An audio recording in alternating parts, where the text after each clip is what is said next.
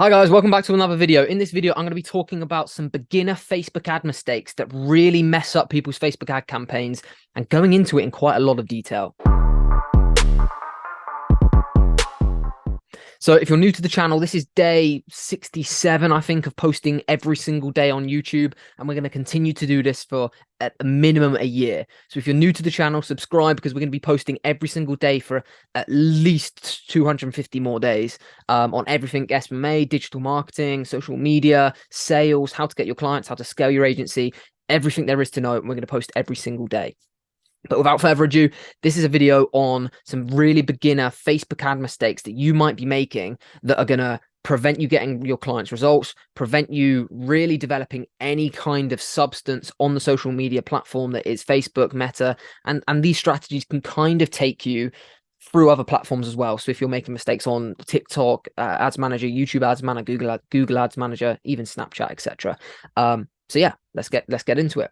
Number one, which is a big one, and this is the biggest mistake, and this kind of ties into a few of the other mistakes that you also might be making, which is not having a thorough testing strategy. So with Facebook and Instagram ads, it's with any online ads, that is, it's such a scientific process that you need to take the campaign through. It's really not as simple as, right, I'm going to get one ad up, one piece of copy with one targeting option and hope for the best. That's just not how Facebook ads work. It's not how any paid ads work.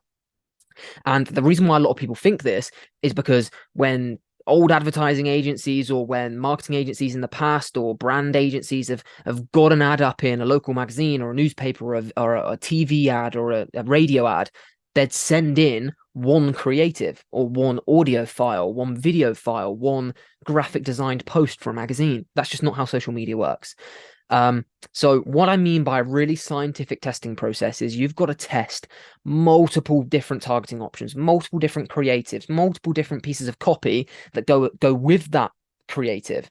You've got to split test your sales funnels. You've got to split test your websites. You've got to split test every single part of the campaign on social media for each of those audiences. So you might find a winning ad, which would be an image for, say, a dentist, an image of a certain before and after of a patient's teeth. That's fine. If that's the winning ad for one targeting option, that isn't necessarily the same winning ad for multiple other targeting options. So you have to have a scientific process of everything. It's very the same way in a scientific experiment. You have a control variable where you only change one part of the experiment so that you know, right, that influenced that particular result. You need to do the same thing with Facebook ads. So you need to keep all the audiences the same, all of the creatives the same, and just change the copy, and then that will tell you which copy is the best performing copy.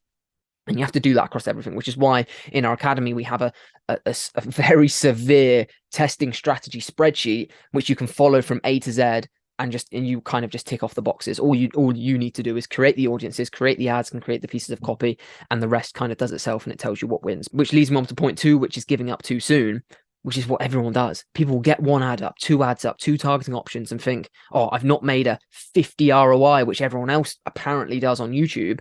That means Facebook ads don't work for me.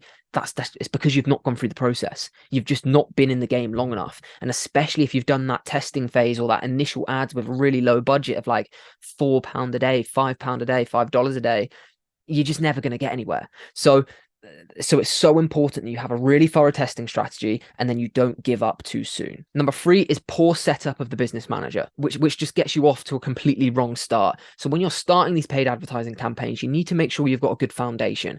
And what I mean by a good foundation is your business manager set up correctly, your ad accounts are set up correctly, you've got the pixel on there, you've got a registered business, verified domains, you've got all of that stuff around the business manager and ad accounts that sets you up for success. Because if you don't do that correctly, you're going to increase the chances of having banned ad accounts. You're going to have increased chance of rejected ads. You're going to have increased problems and issues with the platform as you're running your campaigns, which is going to make your life just a living hell. So when you're getting set up on these platforms, make sure you're doing it in the correct way. Make sure you can understand the hierarchy of the business manager, that there's a business manager there. You've got your multiple ad sets. The client owns the business manager. You connect your business manager to their business manager. You connect the pixels. How do we connect the pixel? All of that stuff you need to know. Have a fundamental understanding of the platform and how it all works. Number 4 is having the mentality that a Facebook ad strategy is a magic wand for any business. And that's going to set you up for absolute failure.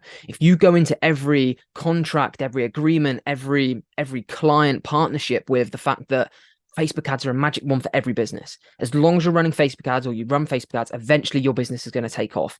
And that just isn't the case. Facebook ads are absolutely not a magic wand for every business. And that's so important that you understand that, so that when things potentially don't work out for you in your ad campaigns, you don't point the fingers in the wrong places. So you might be working with a startup e-commerce brand. Even if they've got £10,000 a month in ad spend, you put that 10,000 ad spend in, that doesn't necessarily mean they're going to get £30,000 of ad spend back. They might get nothing back. There's so many different parts of a business that come into play in order for you to get an ROI with Facebook and any online marketing campaign.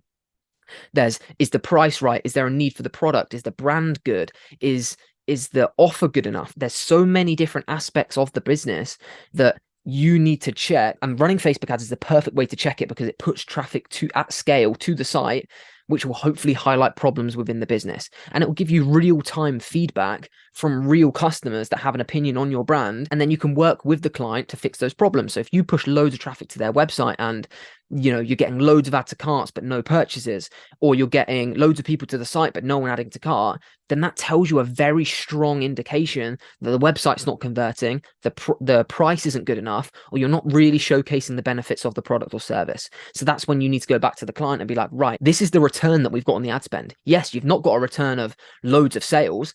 However, your return is figuring out this issue with the website, which is tenfold any sales that you're going to get back, because that's what you need for long-term success with the brand. Number 5 is expecting results way too soon, especially when you're a beginner and you don't understand the process. And without taking in consideration that testing phase, what a lot of people do is they'll get an ad up and they'll rush the process. They don't give it enough time to get out of the learning phase. They don't give it enough time for Facebook to really put some ad spend behind it, so you get that real-time feedback from your ads manager.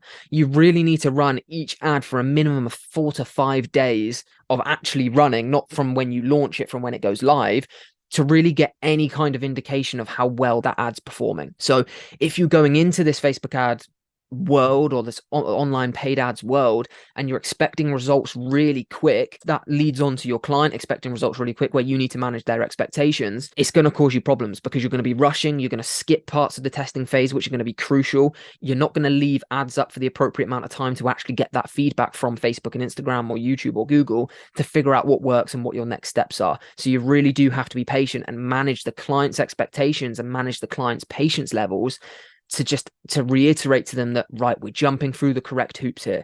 We really are going through the steps, and this is what we're learning. What you really need to get across with them when you're not getting them sales in that initial testing phase is, right, you're not getting sales, but this is what we are getting. This is the data we're receiving. This is the pixel data. This is the lookalike audience we're building. All of the stuff we're getting back that isn't necessarily money in their bank and revenue back to the business, that's going to lead to revenue in the future. And finally, which is kind of a mix of all of the ones we've just spoke about, is expecting results with no data. So a client that has an email list of 200,000 people, or past purchase history of 350,000 past purchases, are going to be able to get sales and leads and an increase in revenue on these platforms a hell of a lot quicker, because you can use lookalike audiences. You can do a 1% lookalike audience of past purchases.